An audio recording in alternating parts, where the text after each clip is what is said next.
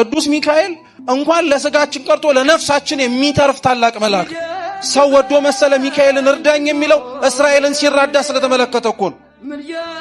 ሰው ወዶ መሰለ እንዴ ሚካኤልን እንኳን ማብላትና መታደግ ቀርቶ የእግዚአብሔርን መንግስት አውርሰኝ ብለን እኛ ሚካኤልን ልጠይቋለን። ሚካኤልን ሰው እኮ ወዶ አይደለም በነገራችን ላይ ሁሉንም ነገር የሚለምን። ኢያሱ ጋር ስትሄዱ ጠላቶቹን ድል የሚያደርግ ሰይፍ ይዞ ቆሞ እንዳትፈራ እንዳትደነግጥ ብሎ የሚናገር መልአክ ሆኖ ታገኙታላችሁ።